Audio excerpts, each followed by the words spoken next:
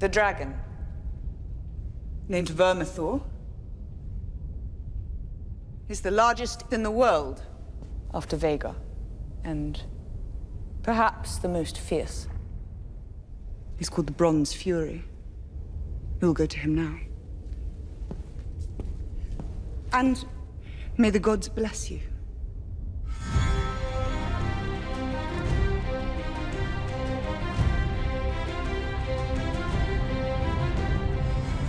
Welcome to the official Game of Thrones podcast, House of the Dragon. I'm Jason Concepcion. And I am Greta Johnson. Rhaenyra's dragon writing school is in session, and it is to die for. You all signed the release, right? Okay, great. Let's get started. And today we'll get into all of that, of course, as we dive into the penultimate episode of Season 2 titled The Red Sowing. It was written by David Hancock and directed by Lonnie Peristier. Later on in the podcast, we are going to discuss all of it with our good FOP friend of the pod, House of the Dragon showrunner, Ryan Condal. But beware, there are episode 7 spoilers ahead. Please watch episode 7 before listening to us, then come back. I'm ready.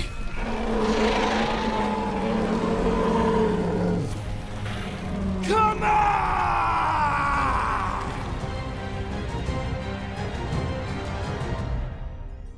Okay, Jason, let's get a quick recap of the episode before we dive in.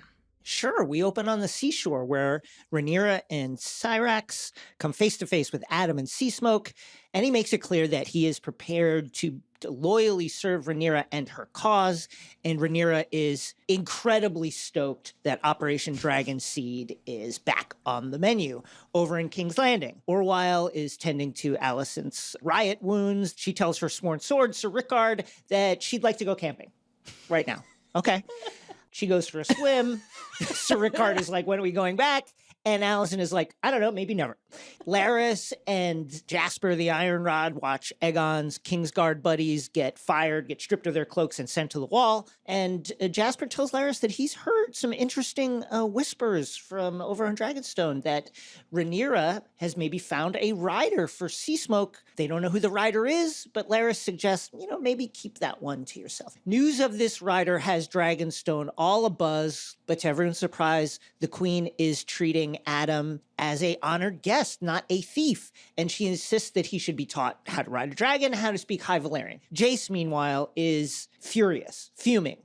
Rhaenyra catches up with Mysaria, and Mysaria says, listen, if you want dragon seeds, if you want Targaryen bastards, I know the place. In Harrenhal, young Lord Oscar arrives with the River Lords. Daemon must win their fealty. Now, Oscar is young, very young, but he's not a pushover. If Daemon wants the Rivermen's swords, Oscar will extract a price, and that price is, Daemon, you have to deliver justice upon your servant, Willem Blackwood, for his war crimes against the Brackens. Daemon, unhappily, but with great speed, dispatches the shocked Willem Blackwood.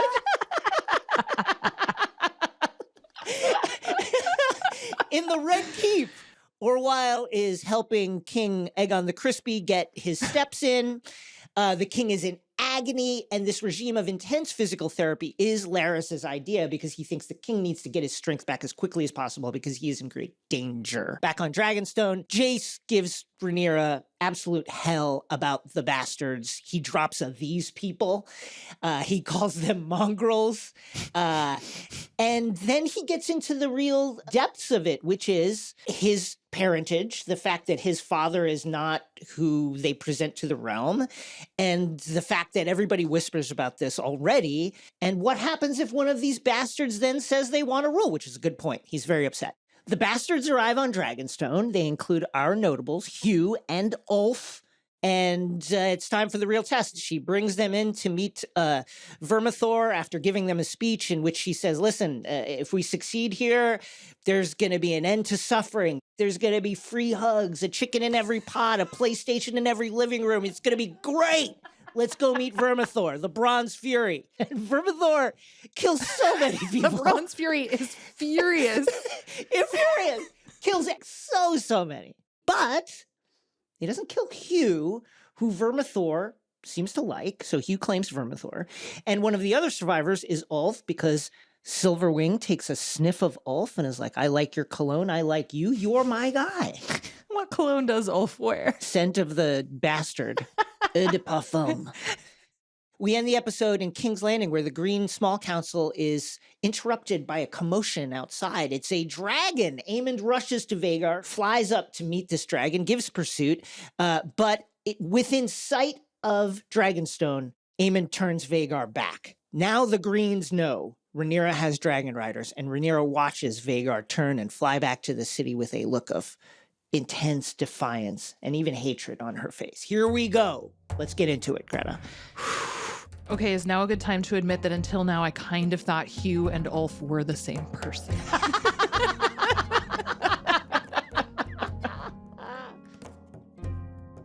Okay, gosh, where do we even start? I guess with the beginning. Let's listen to this clip of Rhaenyra and Adam talking. This was a fascinating conversation.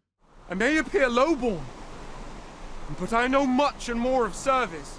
And if the gods call me to greater things, who am I to refuse them? Stand. What is your parentage? My mother was a shipwright. My father is no one of consequence. Your ancestors? Any of House Targaryen? We're not the sort of family to keep annals, Your Grace. What is your name? Adam of Hull. You have done something I feared impossible. Adam of Hull. I am glad of it. Yes. Yeah. Why do you think Adam lies about his dad? It's a good question. I think it's because he wants Corlys to acknowledge him, if that's what Corlys wants to do. I think he wants that very badly. And I think he feels that it would be somehow wrong to out Corlys without Corlys making the outreach first. That tracks. Yeah, I think that makes sense. I completely agree with you. I also just thought this was such a beautiful opening scene with the two gorgeous. oh my God. Yeah. It's just like, let's go. I know. I also think in that opening scene, I mean, Emma Darcy always kills it. They are amazing. Intense.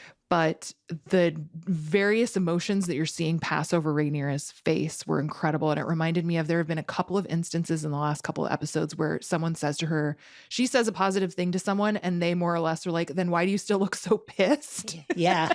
And this, I think, kind of harkens back to that too. Like, she's almost smiling, and it's really cool to see that too, I thought. I agree. I think that there is a palpable sense from the very first scene of this episode through to the end scene.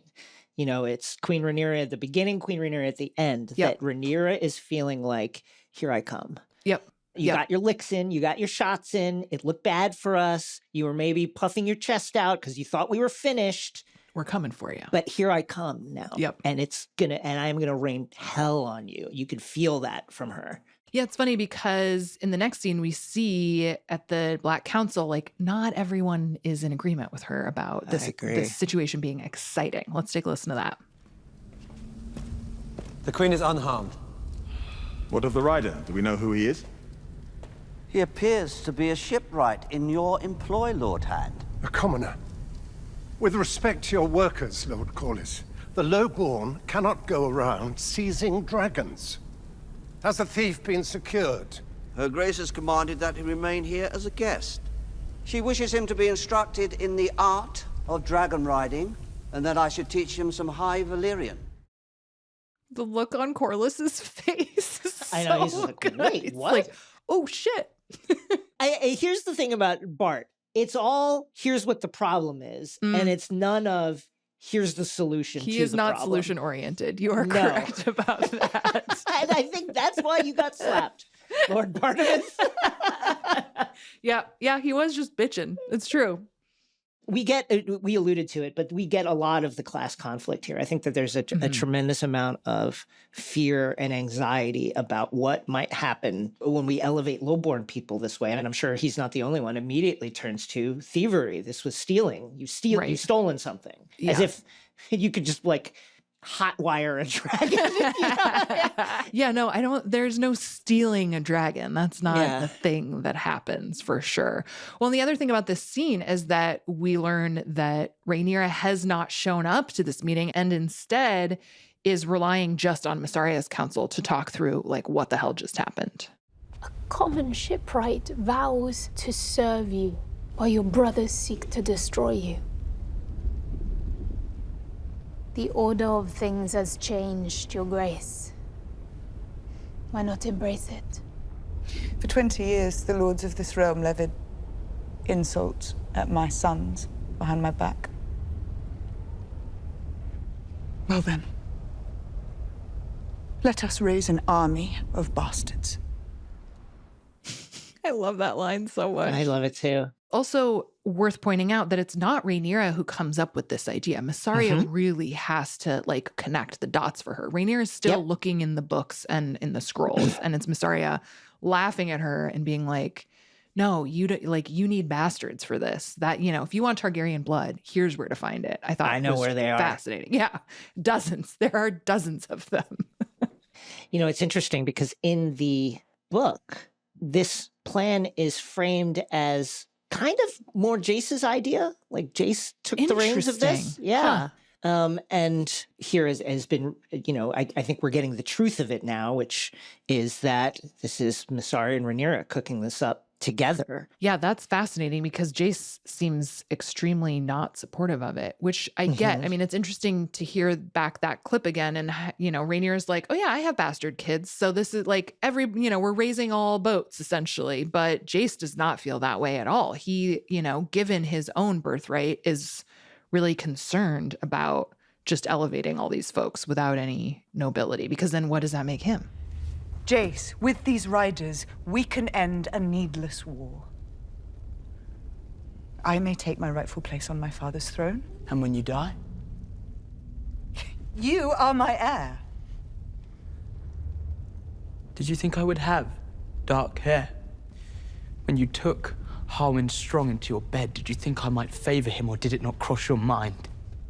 Jacaerys. I'm no fool, Mother. The proof is here for all to see.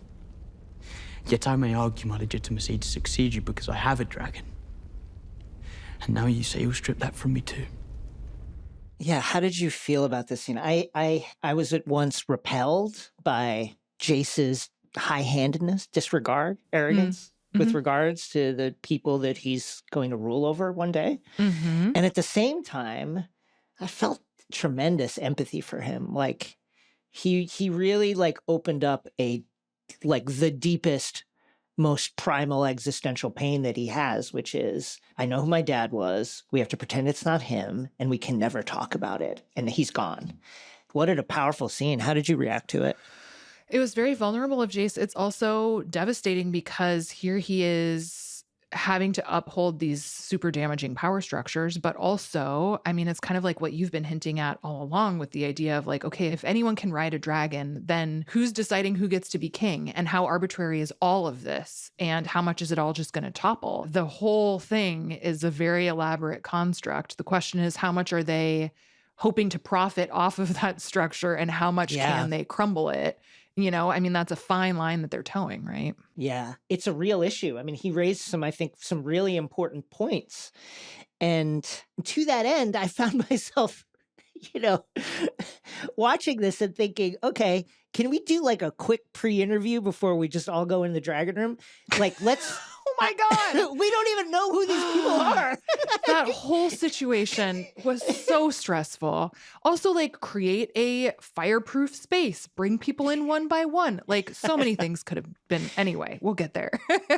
Like, I think you'd want to say, you know, rank the candidates and go, well, here's the tier that we really hope it's one of these people. And then the second tier where it's like, okay, if it's not them and it's this, we can live with that. And then the third that you're just like, well, hopefully they burn up because we can't have these people on dragons. But I think that also shows how important Rhaenyra feels that this is. We're going to lose. I mean, she says it to Jace. Oh, yeah. We're going to lose if we don't do this. Well, and she also says it's in God's hands, which is like, okay. Right? Yeah. Thanks. So she's like, I'm so sorry you feel that way. It's out of my control now. Just like, okay, well, All right.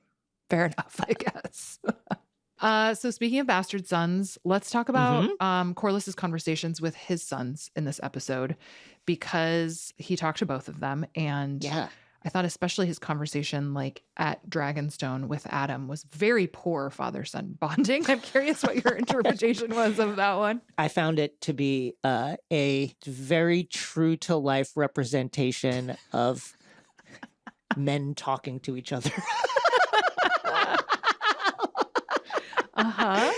Which is, you could tell Corlys was tremendously proud. You know, this is a self-made man. And he's watching his son, who he's not acknowledged, but still is his son. Who is also a self-made man. Make his own way in the world to, you know, rise to a tremendous height from such a low birth. And I think he's incredibly proud of this. And all he can say is, well done. Well all he can express. Done. Yeah.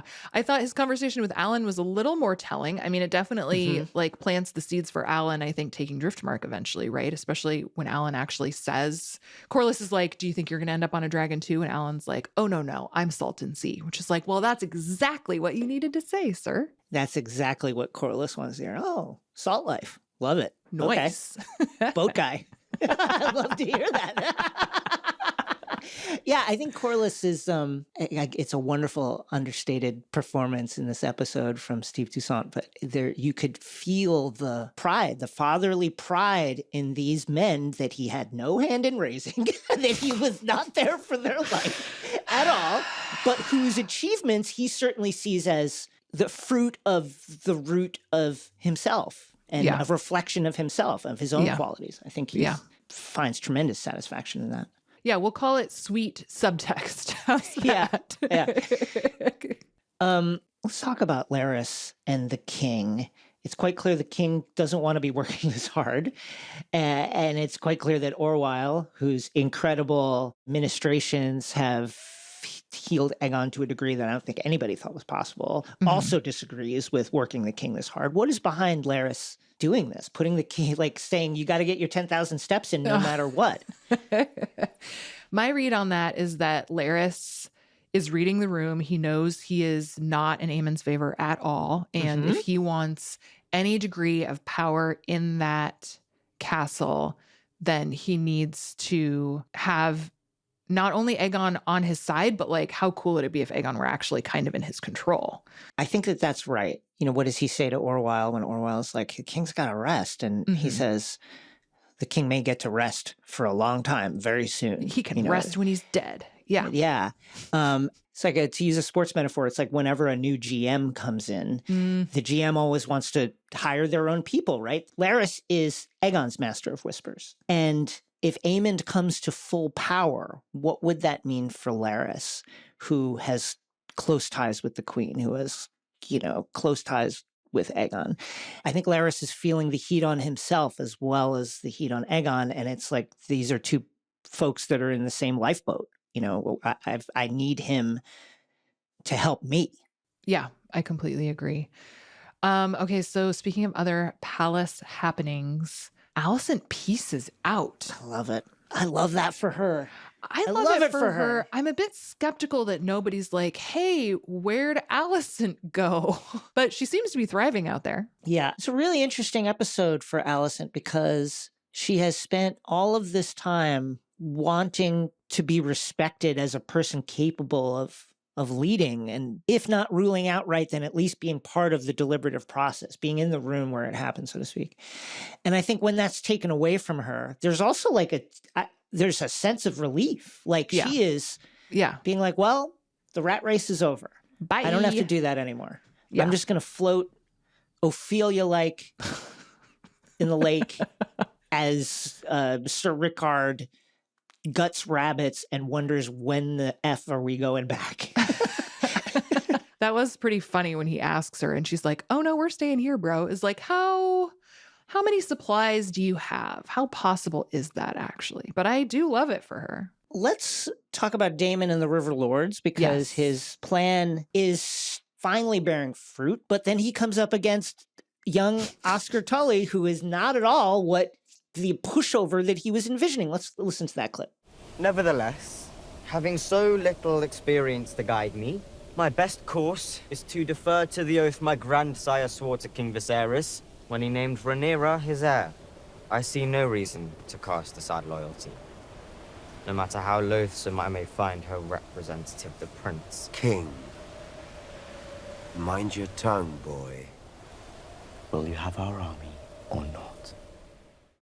He's so sassy. I love it. Yeah, it's so good. Just a winning performance Yes. by Oscar Tully, who stayed true to the traditions and culture of his homeland, the Riverlands, and I think very smartly was able to both uphold his oath and uphold his responsibility as the Lord Paramount of the Riverlands. I thought it was an incredible performance by him. And Damon really underestimated this young guy. Yes, I love that he's able to uphold his oath, uphold his duty, and also call Damon out, right? Because that's the Yeah. other piece is like Damon is, Damon is arguably fairly unscathed, but like still is at least held somewhat responsible for his actions, you know? Let's play the clip where Oscar really talks truth to power. Mm-hmm.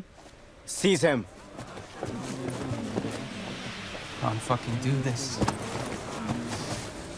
Your Grace, command them. I've only served you.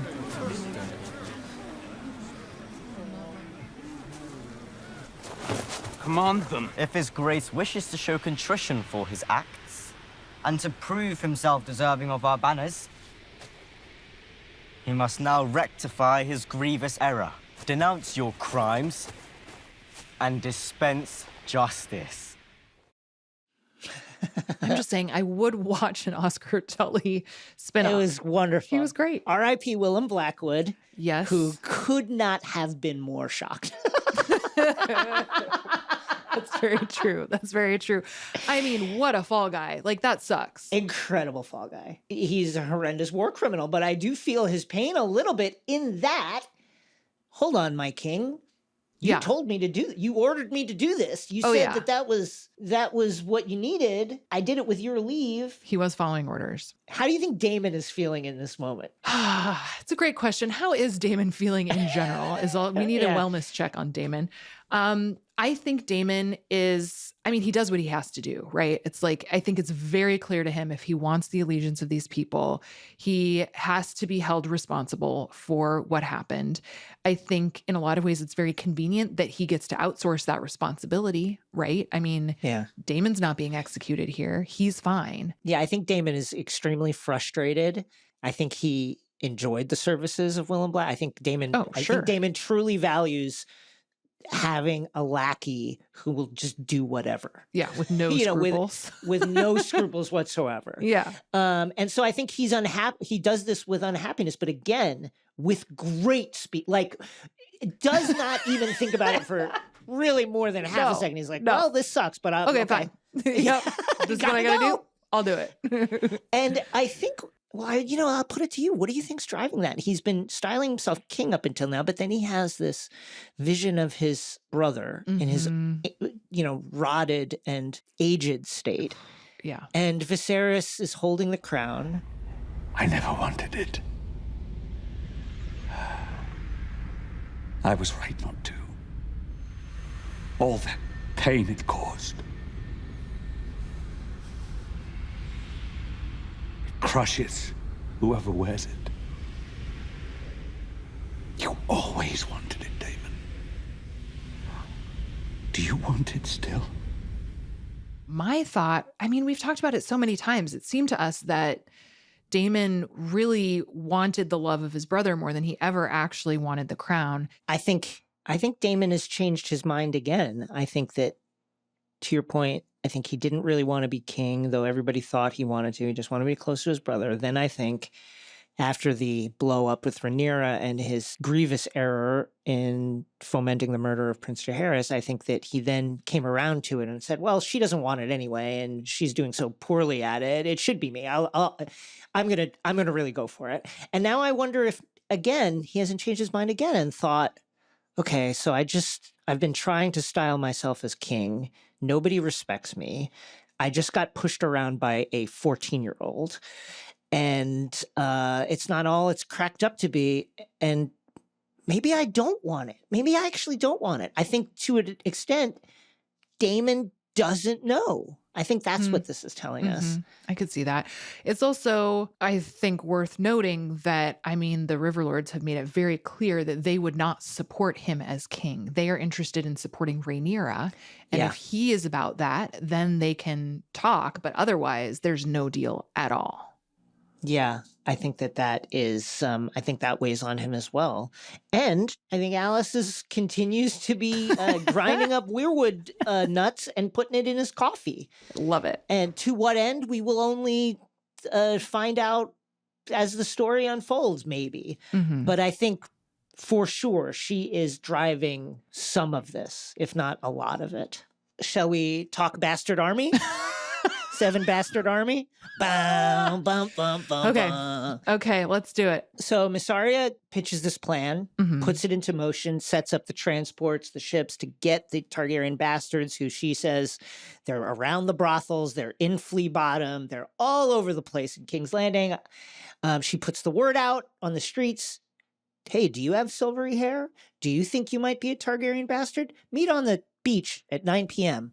And we know 2 of them. One is Ulf, the seemingly drunken braggart who we met several episodes back. And then the other is Hugh, our blacksmith. Let's play the clip of Hugh telling his wife, Kat, that he is out of here. He has to ride a dragon.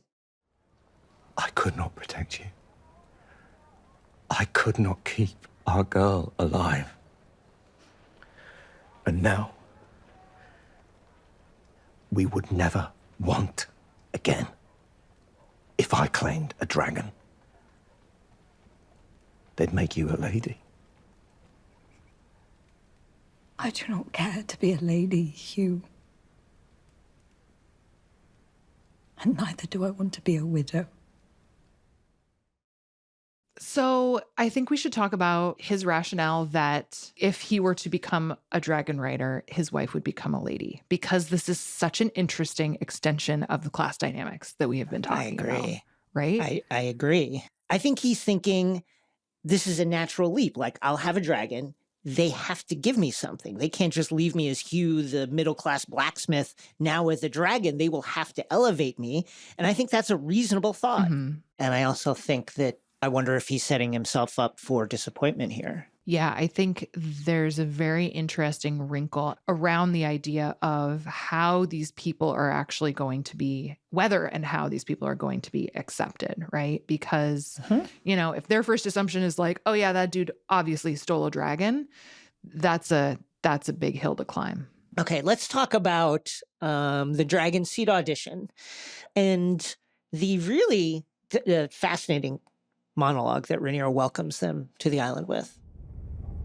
If you survive, you will be transformed. A man or woman can face a dragon and be otherwise. Some of you may welcome the prospect of change, even death, given the alternatives. Privation, starvation, war. This is our purpose. To end those hardships. For you. For your kin. For all the realm. I think of this as a stump speech almost. She promises so much here: an end to suffering, an end to privation, an end to starvation, peace in our time. And whenever someone is giving you the sell to that level, it's hard not to feel like I'm talking to a politician right now. It's starting to feel a little unhinged to me, I think. I agree. I think she's making promises that she does not know she can deliver on. Yeah, an end to war. Come on. Yeah, she doesn't know that anything good can come of any of this. I don't think she warned people sufficiently either about, like, most of you are about to be burned alive. Right. I completely agree. And I think, to your point about it being unhinged, I think she's never been closer in her mind to her goal, to sitting on the throne, than this moment, than when faced with her potential, you know, cadre of future dragon riders, the weapon that she can use to break the usurper's power. And I think she is mesmerized by that. And I think that's evidenced in this speech. I think that's evidenced in all the references to the gods and their judgment that this is the right path. I think she's fully committed to doing whatever it takes to get herself on the throne. And I think the fact that it appears now to be working has her completely in its grip. Yeah, it's interesting because it's like you'd call it a delusion, except for the fact that like it is sort of working. It's working, yeah. I think the thing that I probably found most shocking about that scene is actually when she like goes up, talks to Vermithor, and then walks out of there. Bye. And it's like, good luck, bastards. Is just like very bad leadership, if you ask me. Something that really hit me in this scene and then throughout the episode is the increasing importance and reference to the judgment of the gods. Hey, if the gods called me to this, who am I to say no? And Rhaenyra seems to really begin to lean on that more and more. You know, as her dragon staff quits, you know, she's like, well, if the gods have placed these people before us, who are we to say? And I think that the Dragon Keeper says something very cutting, which is the gods didn't put these people before you, you put these people before you. But at the same time, it's interesting to see the gods be called as part of this. I agree too. I think to sort of just like give it to God is a very interesting and also arguably convenient out for Rhaenyra at this point, where she's just like, there's nothing. I had to, you know? I think it's, you know, people reach for the thing that gives them permission to do the thing that they want to do. For sure. Do you think she believes it? I think she does. I think she has no choice but to believe it. Right. But yeah, why wouldn't you believe it if you were her and people are showing up on dragons? It's like, oh, great. The gods wanted this. Okay, cool. You know, and then you can do horrible things like throw a bunch of bastards in front of a very angry dragon and walk away. Yep. I know. She's like, how convenient is that? I mean, this is the Targaryen thing. I don't mean to target Rhaenyra with this comment. I think any Targaryen in the same position would do the same thing. But the way she watches rapt as people burn was terrifying. It was terrifying. Horrible. And again, I don't think that's bad. just her. I think Aemond, I think Damon, I think any Targaryen dragon rider in that position would just be like, oh, I'm just going to sit and watch this. But it was scary to see her just be like, I want the best seat in the house to watch this happen. These people just burn. Yeah. Yeah. You know, it's one thing if it's like a member of your Queen's Guard and the family has sworn allegiance and there's like generations of honor and trust there. But like these guys, like they don't owe her anything, you know? I agree. Well, despite all the carnage and charred bodies, this plan does actually sort of work. So props to Rhaenyra on that. Hugh is chosen by Vermithor and Ulf is chosen by Silverwing. And then Ulf and Silverwing get to go on a little flight over King's Landing. It is definitely a joyride. I loved Ulf's reaction because it's so rare that we just, I mean, the joy of flight, you know, it must be incredible. And he is that rare person that we got to watch just enjoy it. Joyride did seem like the right word for that. Yeah. Let me ask you, there was that very interesting moment where Aemond rushes, a wonderful scene, he rushes out of the Red Keep, leaps on a horse, rides over to Vhagar, is in the sky in a jiffy, but then has to really like lean into it to get Vhagar to turn around and really say several times, Vhagar, flee, no, turn back, and use all his strength to pull back on that harness. What do you make of that? I loved that scene. I think partly it was interesting to see Aemond, because I think initially he's fired up. He's ready to go, you know, this is an act of aggression. Like, y'all want to fight, let's fight. But then as he realizes like, oh shit, there are many more dragons. The count is very different. The dynamics have changed drastically. And I actually need to get the hell out of here is really interesting. I mean, the fact that up until now, it kind of seemed like Aemond with Vhagar, there was nothing that could touch them. You know, Meleys gave it a shot and she and Rhaenys are dead now. So what else is there? And here is the answer. And so I think the tables have turned in a way that is like pretty exciting, just even from like a storytelling point of view. I completely agree. I think that this news is going to be met with alarm from the Green Councils. I mean, we heard a little bit about how rough the going is right now. And now you've got Rhaenyra with several dragons. this is, I would imagine, very concerning, alarming. This is going to be frightening news for the Greens. Yeah. Yeah. It is worth noting that Darren came up again right before the joyride with Ulf. And we did learn that Darren's dragon is flying. So they do have another dragon, but that's probably like a pocket-sized dragon, huh? It's going to be a decent-sized, smaller dragon. Okay. But, you know, from everything that people are saying when they speak about Darren, it certainly seems as if it's a fearsome and potent, smaller dragon. Okay. That said, I mean, how many the blacks now have? Several. Yes. That's a lot already. And that's going to be a real problem. Yep. It is. Okay, obviously a huge episode, lots to come. I can't wait to see what happens next week in the finale. But in the meantime, while we wait, I am very happy that we got to talk to showrunner Ryan Condal about everything that happened in this episode. It was a packed conversation, so let's go listen. We are so very happy to welcome our dear friend, showrunner Ryan Condal, back to the podcast. Thank you so much for being here, Ryan. Yeah, guys. Thank you. I've listened to the podcast. I've been enjoying it. So thanks so much. I'm really delighted by it. Awesome. We hear the word dragon seeds, and it comes up a lot in this episode. Tell us about dragon seeds, who they are, what they are. Yeah, I mean, there's this, it's somewhat of a bit of a pejorative because it's labeling you as a bastard, but it's also a bit of an honorific because you're a bastard, but that also makes you technically closer to gods than to men.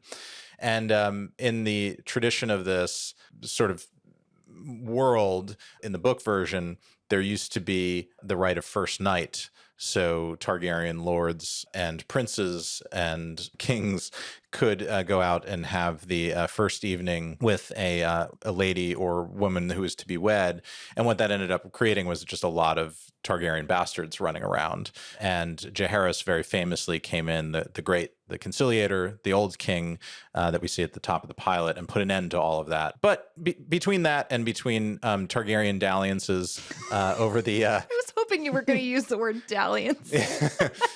Yeah, we have a lot of silver-haired people running around that aren't noble and that have dragon blood or Valyrian blood in them. And those people are called dragon seeds. It's so fascinating. There are a number of like pretty interesting like class and societal implications to all of it that I'm really looking forward to talking to you about. But I would love to know first how you thought through structuring the season in terms of sort of sprinkling these dragon seeds through the episodes so we are starting to get to know some of these characters before we get to this very climactic episode.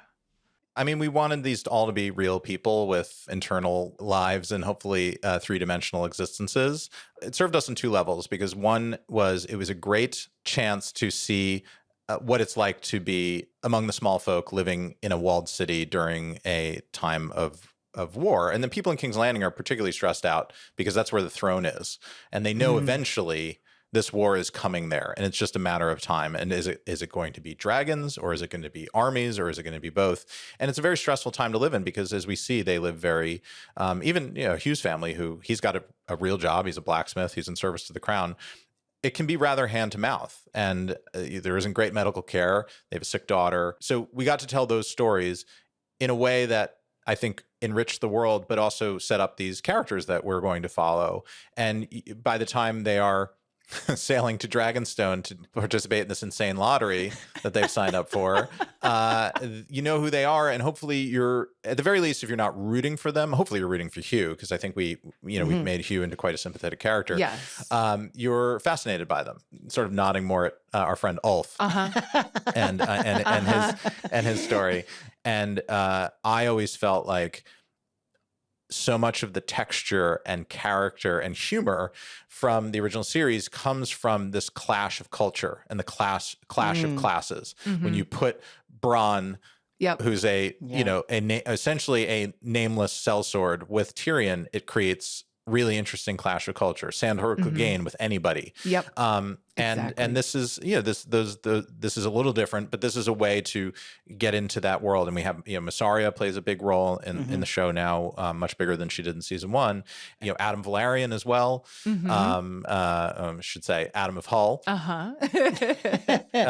But we've been able to zero in on people who have a different experience in this world than the lords and princes and princesses that live in these castles on the hill. Well, I love it so much too, because I feel like there is so much conversation in a show like this, inevitably around sort of like what's best for the realm. But we never, if you never actually meet those people, then the reality of that can be sometimes diminished. And I think it's really fun to just like see people hanging out in a bar, Yeah, and Tom Bennett is he's a comedian. I mean, he's a comedic actor, and that's why we cast him. And it's just it's so delightful to see him inhabit the world in a way that feels real, but also brings so much fun to the show. And you see this guy who's just kind of making things up as he goes along, and he doesn't know whether he really believes any of this. He wants to believe it. And then but you have there's this more serious analysis, exploration that comes out of it, which is this the kind of person that we want to see riding on a nuclear weapon? Yeah, I mean, Hugh seems okay, but Ulf, I have questions. I think if maybe we want to extend the trading process, maybe for him. I don't know. Can we just talk about the joy on Ulf/Tom Bennett's face? Oh, he's loving it when he's flying over King's Landing. It's amazing.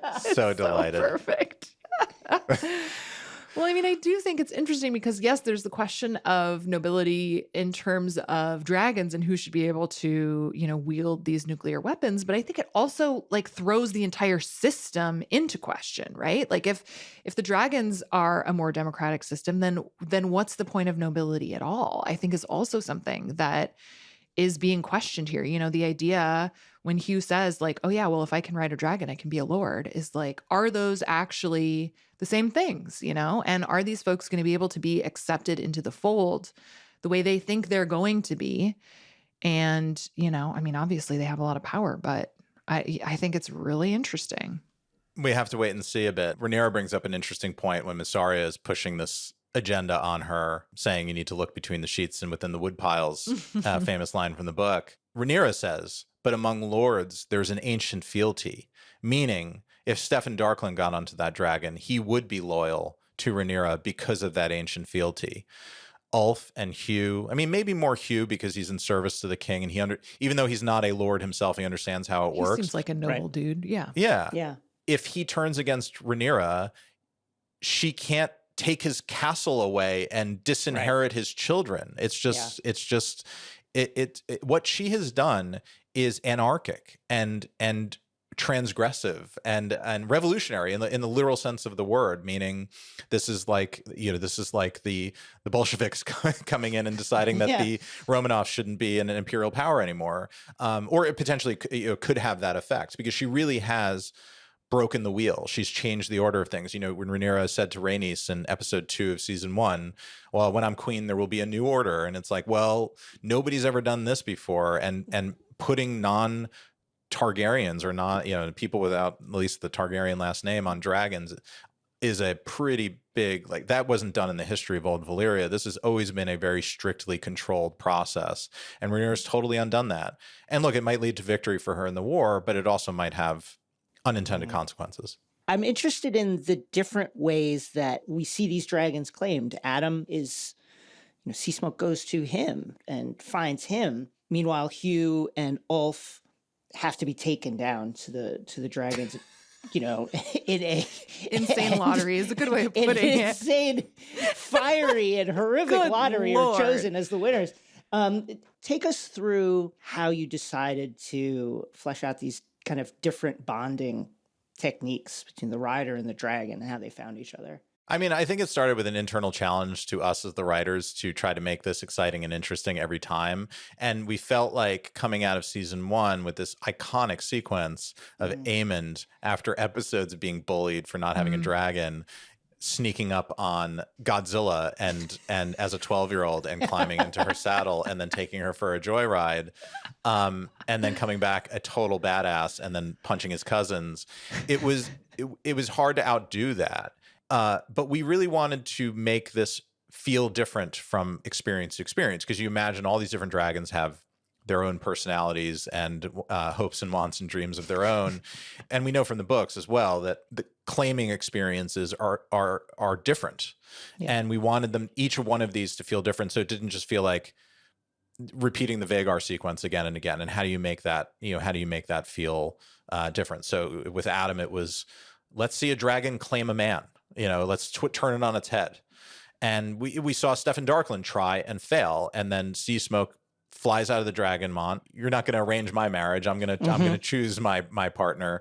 And he goes and hunts down Adam, who we know he's been looking at for the whole season. With Hugh and Ulf, similar sequences, but also very different in the end. Hugh survives because he does this incredibly brave or stupid act in daring the dragon to take him down. Where everybody else is fearful and running, Hugh stares the beast in the eye and face him, and then the Bronze Fury says, "Okay, you will do." Mm-hmm. And with Ulf, people can read into it what they want to read into it. Silverwing is known as a more gentle dragon, as far as gentle and dragons go together.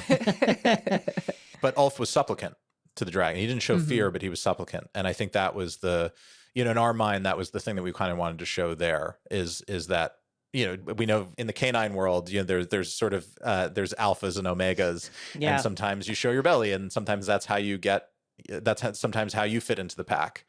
So we just wanted these things to all feel kind of different, but in the end, everybody gets on their dragon and they have a different experience getting there. I liked too, as a non-book reader, the fact that with Ulf, there was just enough uncertainty as to whether he would end up toast like everybody else or actually pull it off. There's the moment when he steps in the dragon egg and you're sort of like, oh, this dude might just be fucked. Talking to Lonnie Peristeer, the director who knocked it out of the park with that sequence. Yeah. Oh my God. And thank you to Weta as well, who Weta Digital did that whole sequence. It was very important to us that this feel like you don't know if they're going to survive. We didn't want to make it the Ulf and Hugh story with a bunch of red shirts around them. Right. It's just inevitable. Yeah. Yeah. Just because I know this is a question that I think people are going to ask, why don't the blacks, much like hermit crabs, trade up to the bigger dragon? Why wouldn't Jay say, oh, my dragon's kind of medium to smallish size. I'll take Vermithor. Ulf, you take mine. Why not do that? I never thought of our dragons and hermit crabs before, Jason, but thank you. That's a new one. Jason Concepcion, ladies and gentlemen. That's a new one in the lore. Why am I walking around in this old Budweiser can when I could upgrade to... Get a nicer shell, bigger shell. Yeah, I could be in a Perrier can. I never thought of it that way. I mean, we've made a lot of the bond that Ryder has with the dragon, and I think we see, how close Aegon is, and certainly how close, Rhaenys, RIP, is with her dragon. It's interesting. I wonder how that would play. I mean, I imagine if you asked Jace, he would say, "No, Vermax is my guy, and I'm bound to him for life." Yeah, that's how I feel. I have this connection with him, and I know all the steering tricks with him, and I trust if we're going to fly into battle, I want to be with the wingman that I trust. Yeah, and Vermax is very handsome, so yeah, it's a good looking pair. Yeah, I'd love to talk about. I mean, it's pretty clear in this episode that Rhaenyra is balancing a number of different motivations. But, she more or less gives a stump speech at the insane lottery, as we're calling it, where, she's really painting herself as a revolutionary, which is certainly a valid argument. I'd love to hear more about kind of how you are framing where Rhaenyra's headspace is at this point in terms of opening a very big Pandora's box in a lot of different ways. Yeah, I mean, we've seen Rhaenyra has made quite an evolution at this point in the story, and we see little things starting with her not telling anybody and flying out at the end of 6 and going to face down with Sea Smoke on her own without consulting her counselor and without even consulting Jace, who chases her out onto the platform.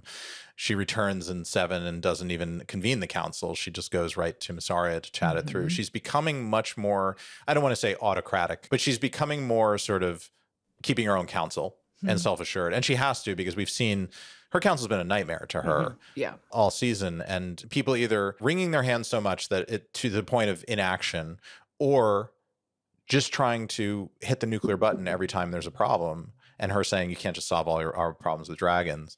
So she has gotten to this place where she's trusting in her own true north. She's following her own compass. And she's also starting to, I think, lean into this Prince that was promised story that Viserys has told her, and starting to, we hear it in 4 when she tells Jace about the Song of Ice and Fire. We start to hear this. This is how I'm justifying doing this thing that my father was so afraid of doing that he died trying to keep the family from going to war over his succession.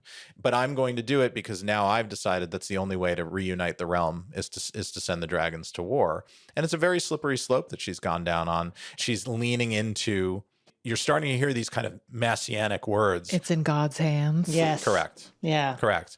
And her talking to Missaria about Adam coming to her, being delivered to her as if a divine messenger. And you're going to see her kind of leaning into Adam in that way, seeing him as if there is some divine providence at work here, maybe Adam is the symbol for that. He was, I mean, almost literally dropped in my lap on a dragon. And on a day when I was trying to have a dragon claimed by my best knight, and that failed. And then this common sailor was delivered to me as a loyal dragon rider.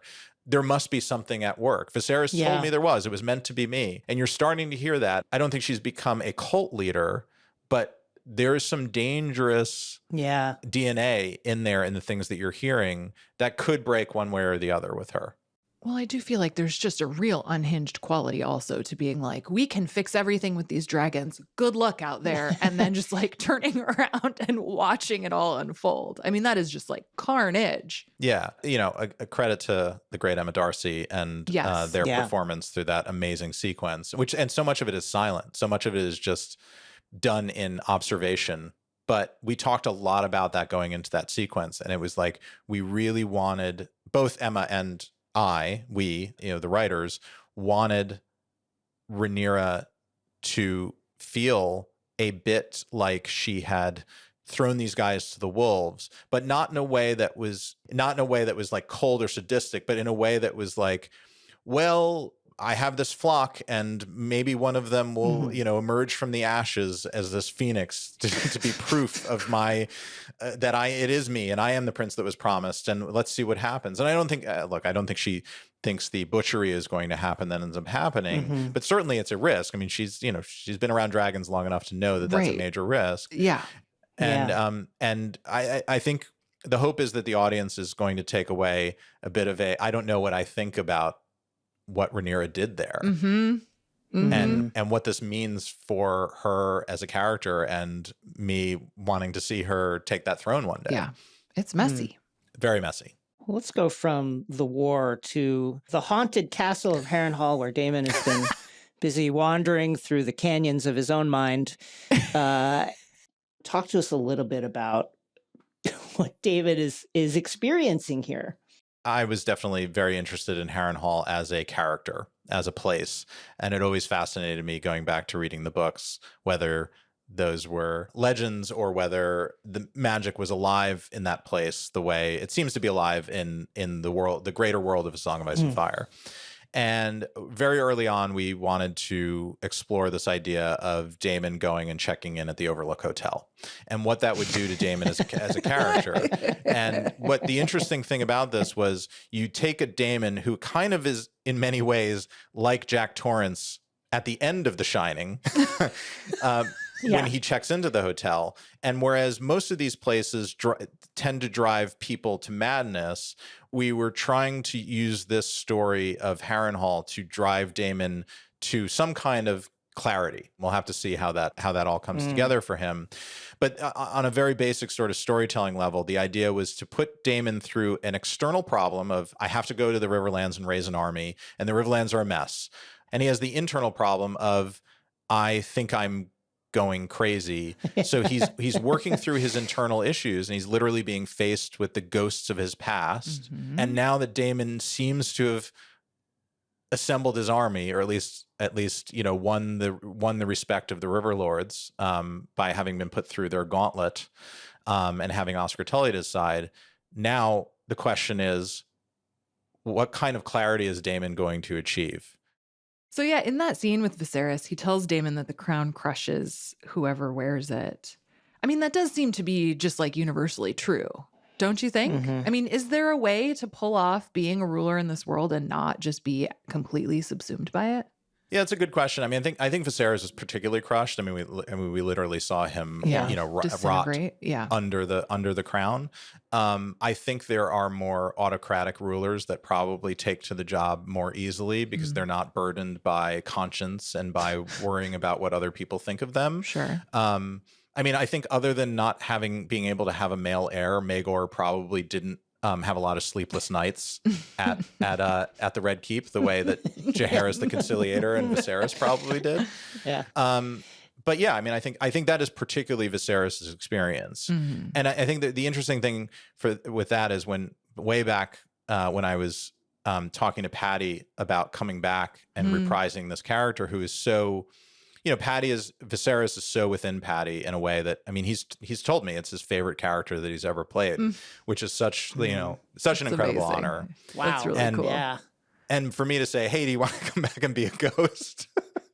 was a lot to ask him. So we talked a lot about like what is the arc here, and what he keyed in on was actually I'm not playing Viserys in so much as I'm playing Viserys for Daemon. Haunting Daemon. And I'm Daemon's story. I'm not this is not my story. It's actually Daemon's story. And because he and Matt were so close and because Viserys and Daemon were so integral with each other in the first season, I think he really keyed to that. And he finally called me. I was like sort of, drumming my hands on my knees for days. Is he going to do it? And he finally called me and he said, I'll do it if in the last scene I can be in my decrepit old man makeup, because so funny. I want my face to be falling off of my face. Yes. And we weren't going to do that to him because it's it's like an 8-hour process and whatever. But he was like, I think it's just really important in that moment from a character perspective for Daemon to see Viserys right on the cusp of what that crown has done to him. I mean, that's the Viserys that offers the crown, the one that the crown has killed. Yeah. And I was like, that's goddamn amazing. Damn, Patty. Yeah. Damn. Wow. And it's it's beautiful. It's great. Yeah, it's perfect. I do want to talk about the final frame of this episode because it is so perfect. I'm talking about when Aemond gets onto Vhagar, he's furious. He starts to ride towards Dragonstone and he turns Vhagar right around because he is the board is completely different than he thought it was. And it completely changes everything about what is to come. And just seeing, I mean, we don't see Rhaenyra smile a lot in this season, but seeing her stand there with their arms crossed, smirking, surrounded by dragons is so perfect. It's a cool shot. That was incredibly difficult to pull off because it was Emma on a side of a mountain with a safety cable tethering them literally to a quarry in North Wales. Oh my God. Because the only way to get that shot was to be out very wide. So we actually Lonnie shot it on a drone. The weather conditions were not great. So there was wind. And we were trying to get that feeling of that very smooth and fluid push in, and we only got a couple of bites of that apple because you need a very wide lens to be able to have 3 gigantic dragons in it and still be able to see your hero and the castle.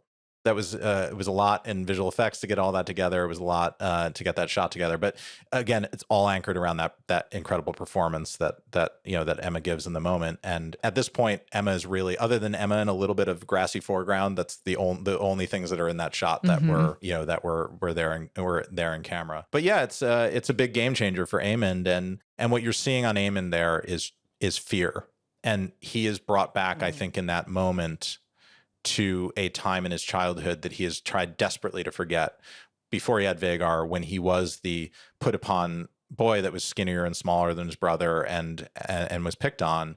And I think fear is the thing that Aemond is probably the most afraid of. But yeah, he's on the run, and he's got big trouble now with Rhaenyra and her army of bastards. Let's talk a little bit about the show as a work of adaptation. I think one of my favorite things about this season and experiencing it is how it works in tandem with the books to highlight that they are essentially war propaganda from various points of view, green and black, but still war propaganda nonetheless. For instance, the Dragonseed plan in the books is mainly framed as Jace's idea. And then to see it fleshed out in this way works with the books as well. But the two work together in a really interesting way. I wonder if you could talk about that a little bit. Yeah, I mean, we definitely wanted to service the idea that it was sparked by Jace. And we see that at the end of episode 5. Yeah. Mm-hmm. And it was his idea. And he was totally good with it when we were putting a noble-blooded Lord Commander of the Queen's Guard on a dragon. And that takes a major turn for him when this random shipwright of common blood with no last name shows up on a dragon with dark hair, not silver hair. Mm-hmm. And with Jace has been shadowed all his life by accusations of bastardy. And not that makes him common born, but it does reduce him. And it's the chip on his shoulder. It's his triggering word.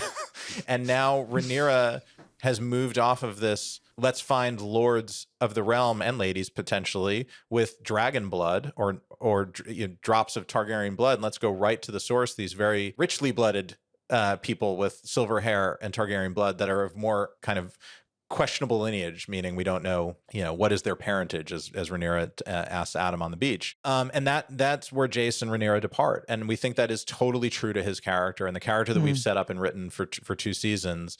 Jace thinks that the one thing that he says this to Rhaenyra, the one thing that has set me apart from the accusations that have followed me is that I have a dragon and a dragon was born to me. And that is what makes me a Targaryen.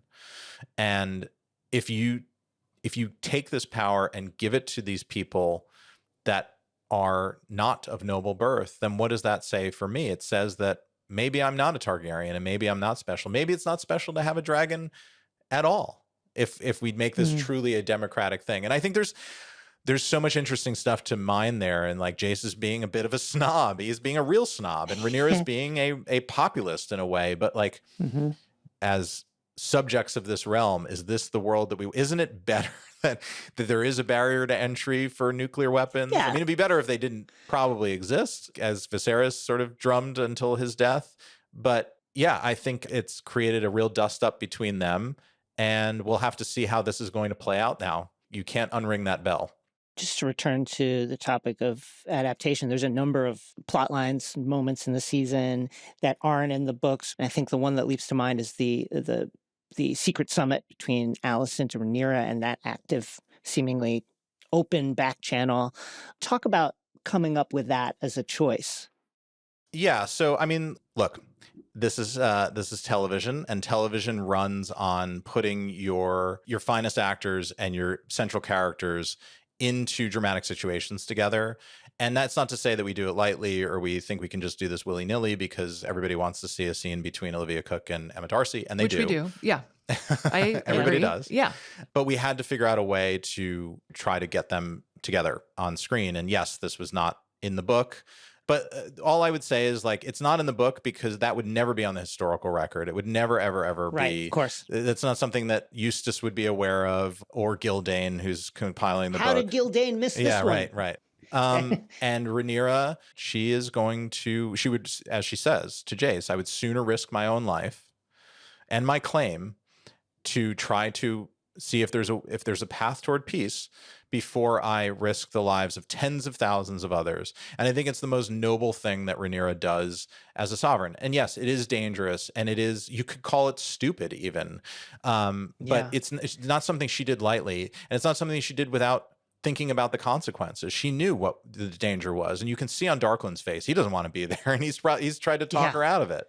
But she felt like if there was a chance to put the horse back in the barn at this stage in the story, she had to go and at least try, even if it meant her death. So given the fact that, I mean, it's so fascinating that you're working with this specific source material, because you do have so much wiggle room in terms of who is telling the stories and things that just maybe aren't part of the historical record. But I wonder, for people who are like, it's not in the books and who are bummed out by that, what are some of the criteria that you're using as you're thinking through deviations like this one with Rhaenyra and Alicent? Like, it seems to me like it tracks enough with their characters that it makes sense to me that it would have happened. I think the first place that we go to, and that's a great question, Greta. And again, just like Rhaenyra going to King's Landing and dressing up as a nun to do it, I don't take any of these decisions lightly. Of course not. There's nothing flip about anything that we do. And I think if you've listened to me in interviews, have listened to me on this podcast, I've read that book many, many times. I've read Song of Ice and Fire many, many times. Like, I am deeply ensconced in this world. I care very deeply about it. I realize I have a great responsibility on my shoulders of rendering this adaptation. But the first place that we go to is always like, can you read Fire and Blood and not be taken off course by this thing happening? And the answer is, we're trying to make sure that the indisputable large historical events generally are happening. I don't want to kill anybody that's alive in the book. I don't want to kill somebody that needs to have an offspring later that becomes a future king. I don't want to mess with the canon in such a way that there's this huge ripple effect that goes on down the line. We've been really careful about that stuff. And look, I'm sure somebody can call up an example where, you know, we haven't, something has been thrown off or potentially, but that is the first criteria that we approach is like, could this have happened out of the sight and view of those three people that are writing that historical record? Are the headlines still accurate? Yeah, exactly. The headline, and it is a headline story. We're trying to hit all the headlines, and we're trying to deepen the psychology and the internal story of these characters who you're not getting them as characters, you're getting them as historical accounts. So how do you put pathos and decision-making behind these choices that are being made by Damon and Rhaenyra and Alicent and all the other characters? And also on an adapter level, and I realize this is something that, you know, people might take issue with. I think what we're trying to do is render a version of this that isn't just the thing that you expect every week, where, oh, that's interesting, the history happened, but not in the way that I expected it was going to happen. That thing was slightly different, or it was wrong, or the accepted notion of how that happened was totally different. And I think we're trying to deliver a faithful adaptation of this book, as faithful as we possibly can be, while still making a television show for millions and millions of people that don't read that book. And I'm not going to get the right answer all the time. I can only stay to my own sort of true north reading on my compass, which is, I always go back to, what's the show that I want to see as a giant book fan and reader who also writes television and understands that adaptations are necessarily different than their source material. Well, finally, at this point in the story, how would you assess which side is winning?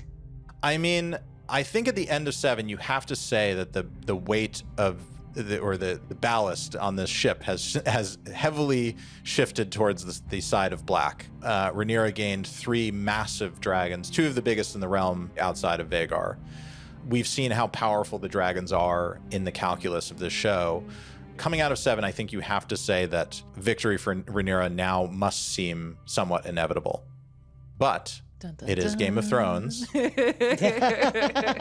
And people do unexpected things. Thank goodness for that. Yeah.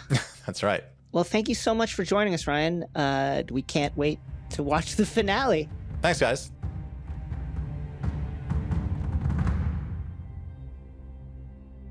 So wonderful to have Ryan on. Always. Just, man, some quite interesting things to say, particularly about Rhaenyra's grip on power and the way it's changing her.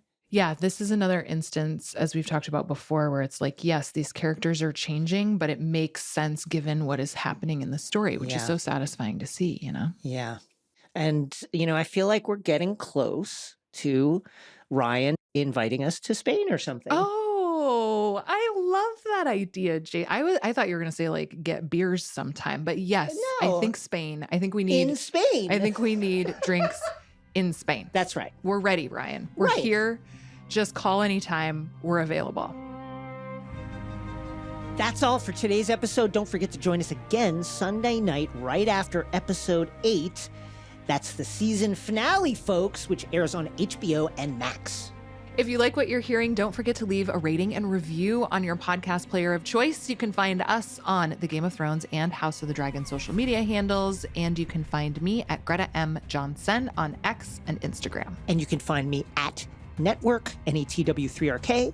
The official Game of Thrones podcast, House of the Dragon, is produced by HBO in collaboration with Pineapple Street Studios.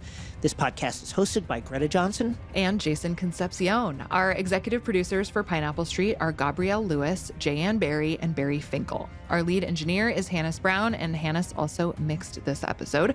Pineapple's head of sound and engineering is Raj Makhija, and Pineapple's senior audio engineers are Marina Pais and Pedro Elvira. Our editor is Darby Maloney, with fact-checking by Melissa Akiko-Slaughter. Our producers are Ben Goldberg, Elliot Adler, Melissa Akiko-Slaughter, and myself. Special thanks to Michael Gluckstad, Allison Cohen, and Kenya Reyes, Savon Slater, and Aaron Kelly from the Max podcast team. Thanks for listening, and please be careful if you do decide to enroll in Queen Rhaenyra's dragon riding school. It's a short course, and only a few of you will pass. Who among you would be first?